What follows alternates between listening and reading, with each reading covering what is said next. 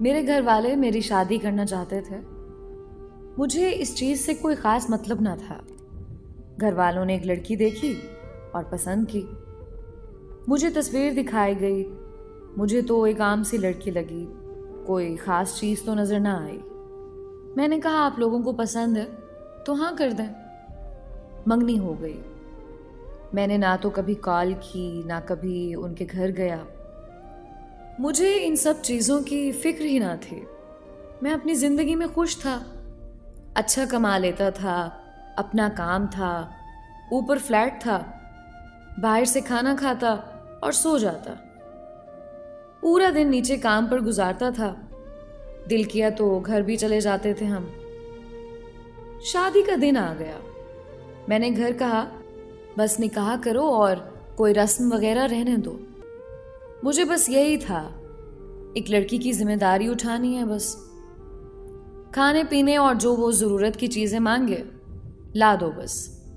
मतलब कि शादी ना भी होती तब भी अपना गुजारा हो रहा था। शादी हो भी जाए तो फ़र्क तो आना नहीं था। शादी हुई, लड़की को घर ले आए। बाकी वो जो रस्म वगैरह होती है ये तो सब घर वालों की होती है। रुखसती वगैरह के बाद मैं घर आ गया।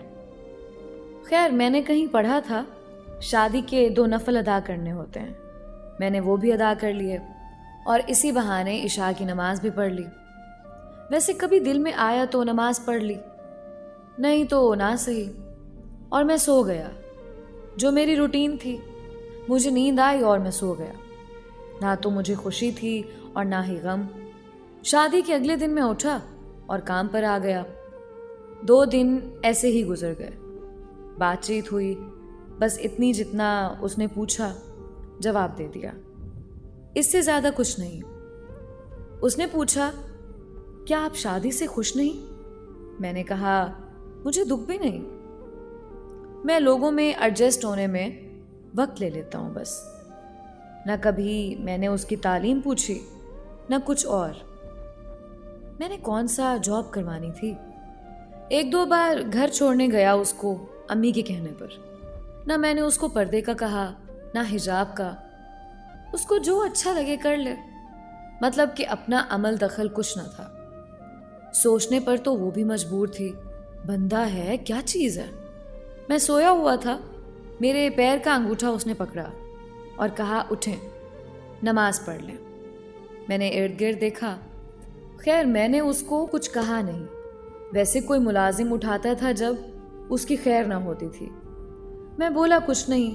मैंने सोचा चलो अब उठ गया हूँ तो नमाज भी पढ़ लूँ। 2 रकात नमाज अदा की और फिर बिस्तर पर अब वो मेरे पास ही बैठ गई। कुरान पढ़ने लगी। मैं मस्त होके सोया हुआ। आवाज़ तो आहिस्ता आहिस्ता आ रही थी। खैर मैं उठा, नहाया, नाश्ता बना दूँ? आवाज़ आई। मैंने कहा नहीं, मैं लेट करता हूँ और मैं अपने काम पर। खैर लेट था, मैं घर नहीं गया और फ्लैट पर ही सो गया। अगले दिन मैं घर गया तो अम्मी ने क्लास ली कि घर क्यों नहीं आया, अब तेरी शादी हो गई है, जितना मर्जी लेट हो जाए घर आना है। वो पास ही खड़ी थी। मैं अच्छा कहकर जाकर कमरे में सो गया। थोड़ी देर के बाद वो भी कमरे में आ गई। मैंने पूछा अम्मी से तुमने कहा? उसने कहा मैंने तो अम्मी को नहीं कहा। अगली सुबह उसने फिर मुझे उठा दिया और खुद जाए नमाज पर खड़ी, नमाज अदा की नीयत बांधी हुई थी। अब बंदा उसको क्या कहे। खैर हमने भी शर्मो शर्मी वुजू करके नमाज अदा कर ही ली। उसके बाद उसने कहा आप मेरी बात सुने। मैंने कहा जी कहिए। मैं आपकी बीवी हूँ। मैंने कहा हाँ जी। बीवी के कुछ हुकूक होते हैं। मैंने कहा पता है। उसके बाद वो कुरान पढ़ने लगी। मैं खामोश अपने मोबाइल पर लगा रहा। अगली रात वो शरारतें करने लगी और जैसे तैसे उसके हुकूक अदा किए या उसने अपने हुकूक ले लिए। वो लड़की आहिस्ता आहिस्ता मेरी जिंदगी में इन्वॉल्व होने लगी। खैर अपने भी मजे होने लगे। हर चीज तैयार मिलने लगे, कपड़े, जूते वगैरह। हर चीज अपनी जगह पर मिलती, कहीं भी फेंक दो।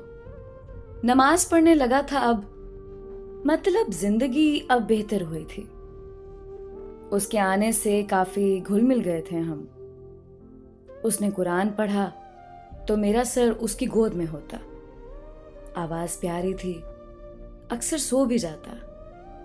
जब तक मैं खुद ना उठता वो जगाती नहीं, कुरान पढ़ती रहती। अब मैं काम पर अक्सर लेट भी होने लगा। उसकी गोद में सर रख के सोने का मजा ही अलग था। एक बात और, घर से काम पर जाते वक्त मैंने ऐसे ही उसको आवाज दी और उसका माथा चूम लिया। शाम को घर आया तो रंग रूप ही बदला हुआ। इतना खुश बंदा मैंने देखा ही नहीं। मैंने सोचा ये तो काम ही बड़ा सस्ता है। अब हर रोज माथा चूम कर जाता। वो कहीं भी मसरूफ हो, घर के कामों में, उसने कोई ना कोई बहाना करके कमरे में आना ताकि मैं उसका माथा चूम सकूं। नरम लहजा, कमाल की गुफ्तगू, कमाल की मोहब्बत, पसंद के खाने, सुकून की नींद। जिंदगी मुकम्मल हो गई। जिंदगी में लोग कैसे खामोशी से दाखिल होते हैं और आप पर हुक्मरानी करने लगते हैं। क्या जुर्रत हमारी जो इनकार कर सके उन्हें। कई बार तो दिल निकाल कर देने को भी दिल किया। खामोश मोहब्बत बहुत प्यारी होती है। मोहब्बत अल्फाजों की नहीं, एहसास की होती है। मोहब्बत का ताल्लुक इज्जत से है। औरत को एहसास दो, तुम मेरी हो, वो रूह तक दे देती है। उस पर भी आपका हक होता है। औरत मर्द के लिए सुकून है।